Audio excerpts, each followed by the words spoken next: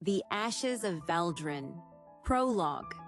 The countdown of cherished apples. The day he finally tracked me down, the world didn't end with a spectacular explosion. It fractured during a simple arithmetic lesson on our porch. I was patiently teaching my 4-year-old daughter to count fresh apples, while simultaneously trying to stop my son from eating them before they could be recorded. We had precisely 1,500 days of peace.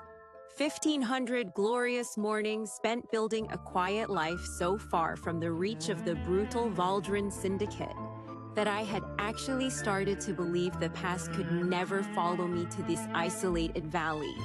Then, the ambient temperature plummeted, and a suffocating lethal presence rolled over our front lawn.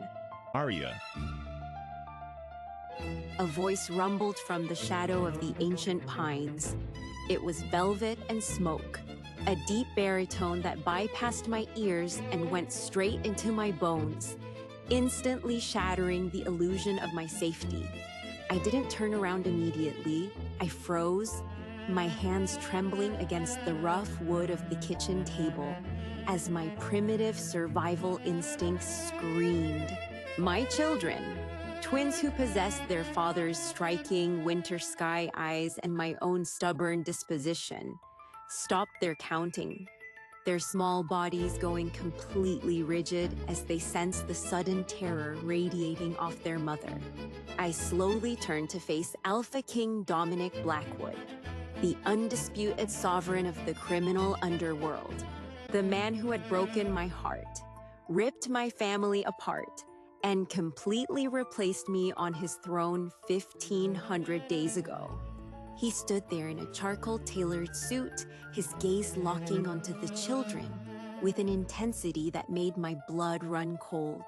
They wear my signature, Arya. Dominic murmured, stepping closer, his gray eyes burning with a sudden, terrifying possession as he recognized his own blood. You hid my heirs astern, and now the debt is due. The small cottage sat at the very edge of the northern ridge, hidden beneath a canopy of ancient, towering redwoods.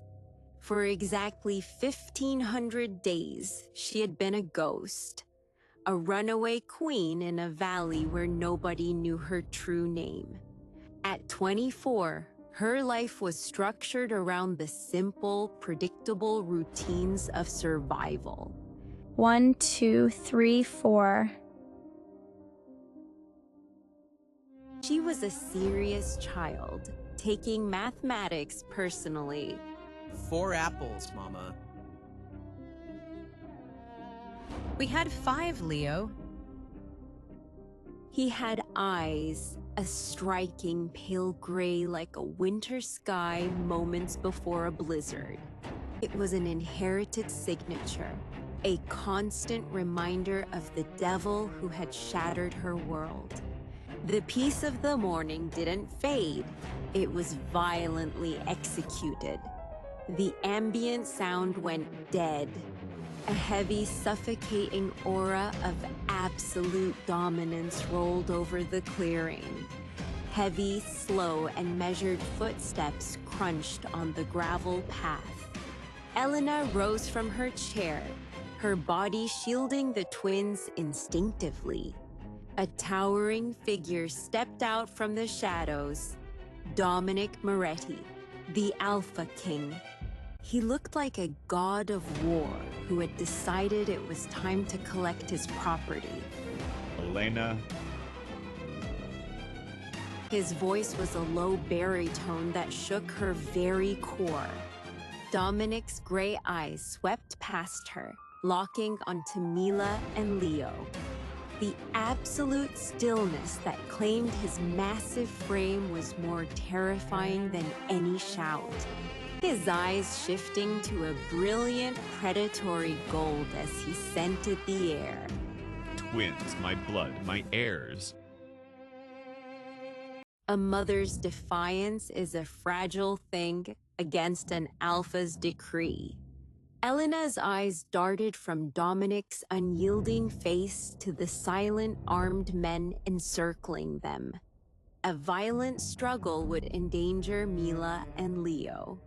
With a heavy heart, she made her choice.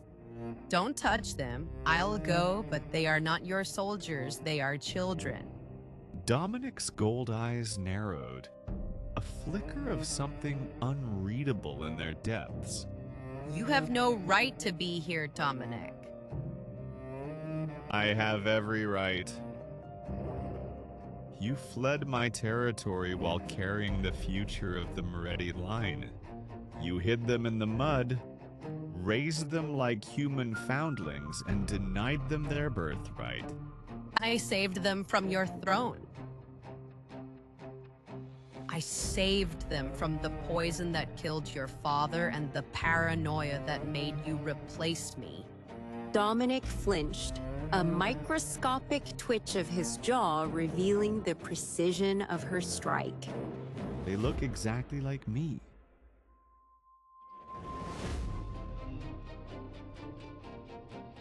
Don't make my mama cry. I am not here to make her cry, little wolf. I am here to take you home. This is our home. The northern rogues have breached the ridge, Elena. This valley will be a slaughterhouse by dawn. Pack their things and walk into my limousine. Or stay here and watch our children pay the price for your pride. The illusion of her sanctuary was gone.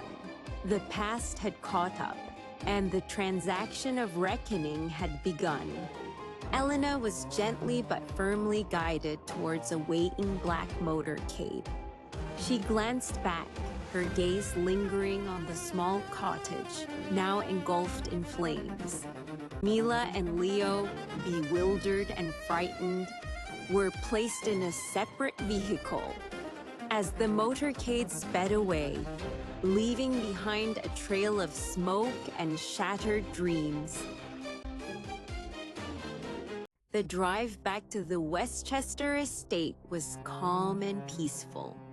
Elena sat quietly in the car's cozy leather seat, holding Mila and Leo close in her arms. The two children had finally fallen into a soft, steady sleep after a long day, resting gently against her shoulders. Dominic sat opposite her, his gaze tender as he looked at his sleeping kids. There was a quiet tiredness in his eyes, the gentle weariness of someone who had spent a long time caring for his family alone. A few faint silver strands in his hair showed the quiet years of responsibility he'd carried. My previous family arrangement with the Vane family has ended. I separated from Natalia 6 months ago. Our connection was only a formal family agreement, and it has peacefully come to an end. Elena looked quietly out the window at the flowing city lights, her tone calm and neutral. I don't have any feelings about your past family arrangements, Dominic. I only care about the children's peace. I share this with you so you understand our home life. There are no more formal family ties or outside arrangements. Everyone in the household knows how kind and protective you are toward Leo and Mila. You are welcome here, always. I don't want any special status. All I want is to look after the children and keep them safe and happy. Your gentle heart and protective nature make you such a precious part of this family. The car slowly passed through the grand gates of the Moretti estate.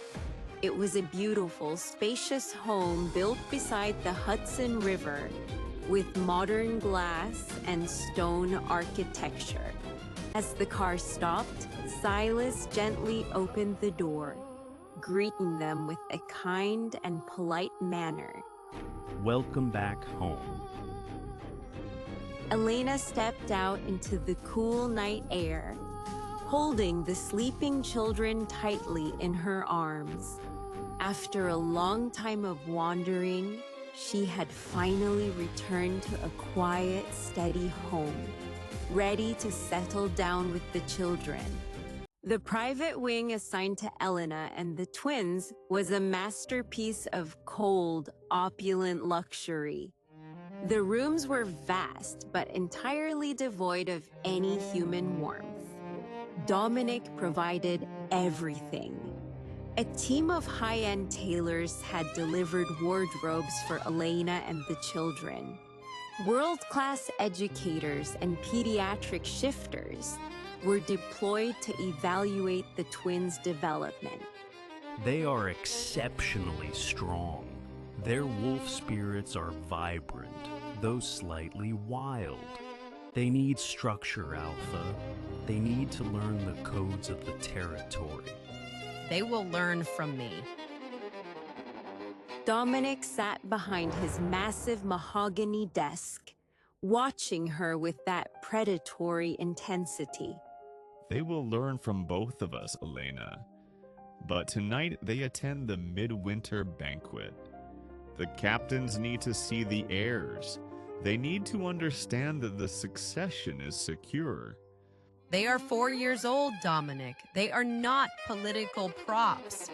Dominic stood up, his alpha aura radiating a heat that felt like a physical flame. They are Moretti's, Elena. In this city, that means their existence is a statement of war. If the captains think they are weak, the territories will fracture. You will stand beside me. He leaned closer, the scent of raw dominance enveloping her. Show the city what happens when someone tries to touch what belongs to the lioness. Elena looked into his eyes and recognized the brutal truth. She couldn't hide anymore. If the wolves were coming, she had to ensure they were the ones holding the blades. The grand ballroom of the stronghold was a sea of glittering silk, flashing diamonds, and predatory smiles. The 5 families of the underground empire had gathered to pay tribute to the throne, their eyes hungrily scanning the room for any sign of weakness in the Moretti line.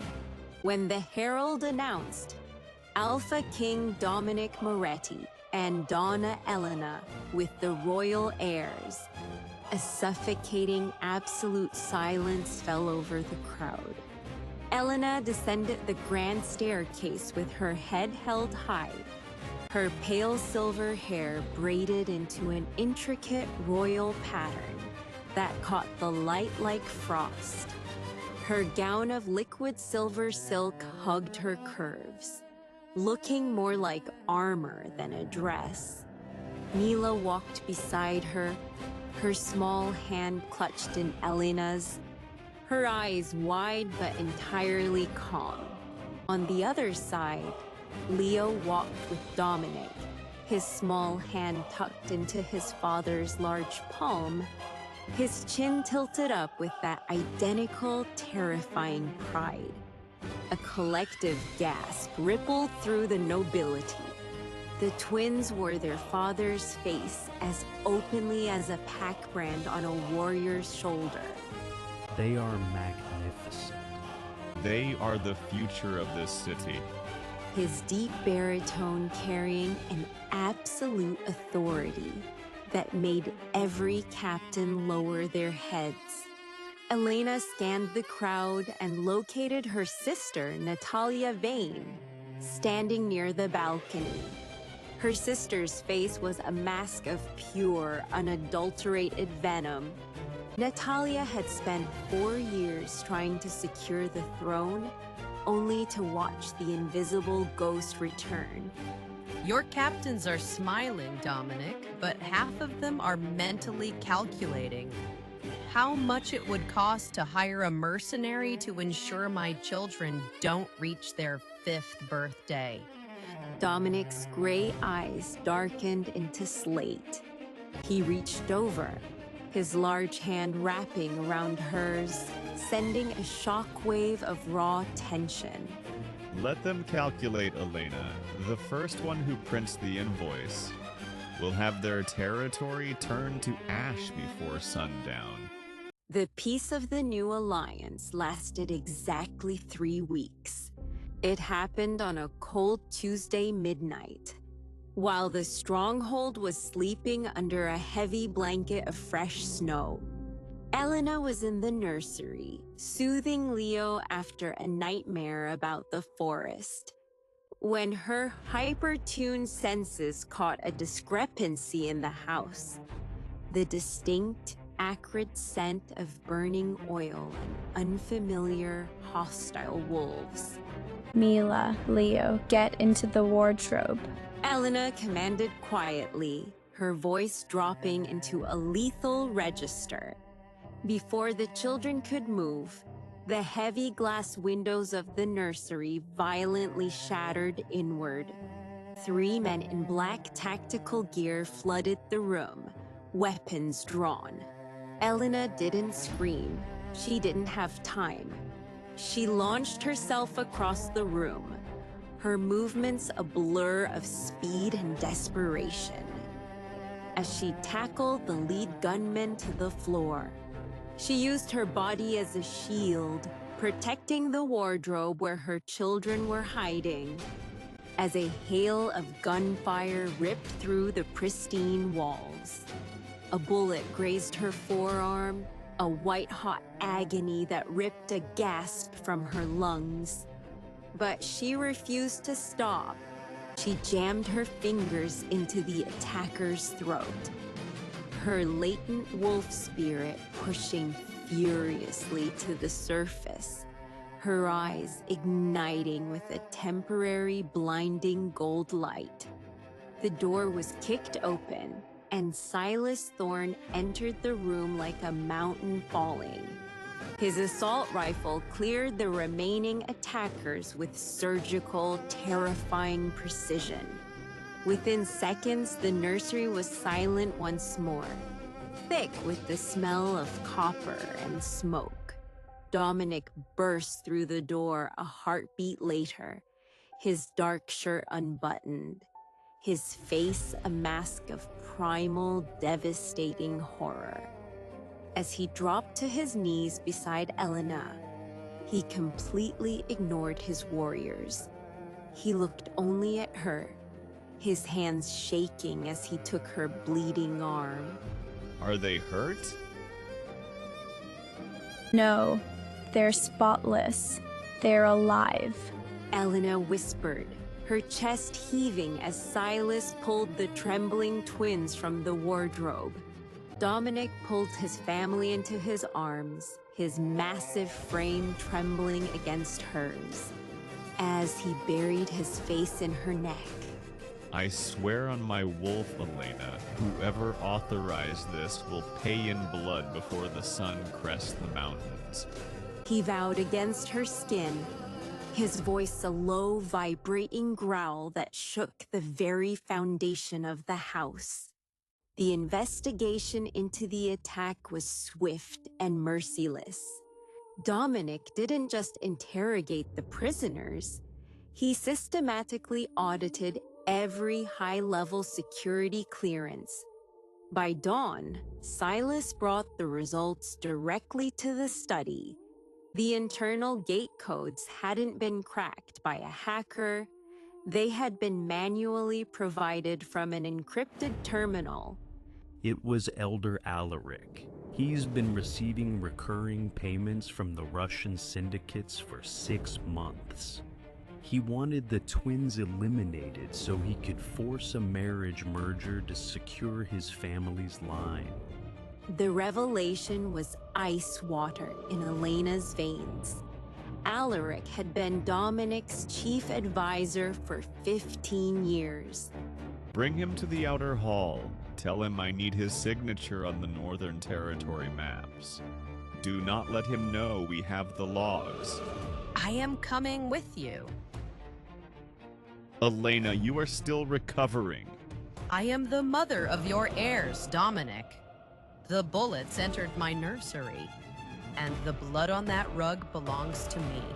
I will stand beside you when you remove the worm from your house. Dominic studied her face, seeing the iron of her spirit, the transformation into a formidable queen. Very well, my lioness. Let us show the city what happens when you awaken the embers. Awaken the embers.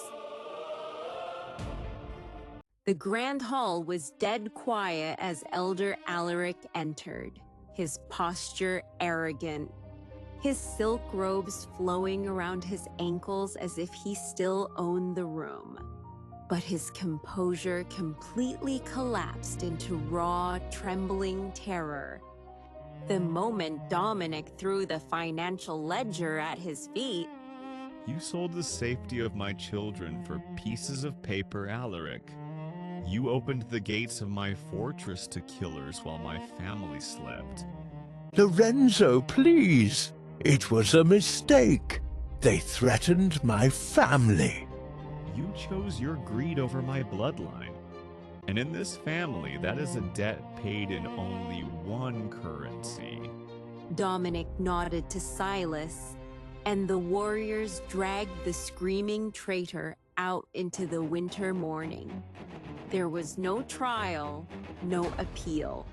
The message to the remaining captains was written in the snow outside the gates. The king is not soft, and the queen has teeth. As the doors closed, Dominic turned to Elena. The court was watching, their eyes wide with a new, profound respect. For the woman who had stood firm beside the throne during a reckoning. The internal threat is gone, Dominic, but the city is still watching. Let them watch. They are looking at an empire that can no longer be broken. They are looking at an empire that can no longer be broken. 6 months passed. The winter frost finally broke along the Hudson River, transforming the stony fortress into a sanctuary of life and spring. The transformation was absolute. The organization shifted into legitimate real estate and harbor infrastructure. They built a world where strength wasn't measured by how many you could terrify, but by how many you could protect. The captains have accepted the new treaties. They don't see you as a guest anymore, Donna Elena. They look at you as the true crown. I didn't win their respect with a title, Silas. Mila and Leo were running through the tall grass, their small wolves chasing each other in a blur of gray fur. A kingdom built entirely on fear is just an island waiting for a storm. Dominic stepped out onto the terrace, his shirt sleeves rolled up to reveal his scarred forearms. His massive arms wrapping around her waist, pulling her back flush against his chest.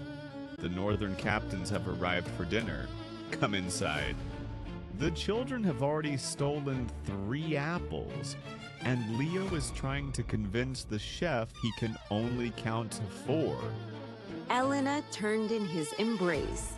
The storms were gone, replaced by a deep, immovable warmth. He inherits that from you, you know, the stubborn arithmetic. He inherits his face from me. But he inherits his courage from the woman who refused to let the world erase her. Together, they stood as the foundation of a new empire, built not on fear, but on the resolve to protect their bloodline. The dinner at the Gilded Obsidian that evening was a celebration of a new era. The crystal chandeliers cast brilliant shadows across the marble floors, but the underlying tension of a brewing war had completely vanished. Elena sat at the head of the center table beside Dominic, dressed in a gown of midnight blue silk that pooled around her boots. She wore a platinum band with a teardrop-shaped black diamond on her finger, a symbol of a mating bond forged in exile. She wasn't an invisible waitress anymore. She was the sovereign of the New York underground, and her voice was the one the city listened to. Mila and Leo sat at a smaller table nearby, protected by Silas and a dozen loyal warriors who watched them with genuine affection. You're quiet tonight, my love. I was just thinking about the cottage, about how different things would be if you hadn't walked into that clearing. Different, but not better. Some love is instant, born of a single dramatic glance in a ballroom. But the kind we built, forged through hard winters, is the only kind that lasts. No regrets, Elena? No regrets, Dominic. The invisible girl was gone. The queen had taken her throne, and the story of Elena Vance had gone from erased to invincible. In a world full of predators, she proved that authority belongs to the one with the courage to protect what she built from nothing. The long winter was finally over. The rosemary had grown back, and the table was full.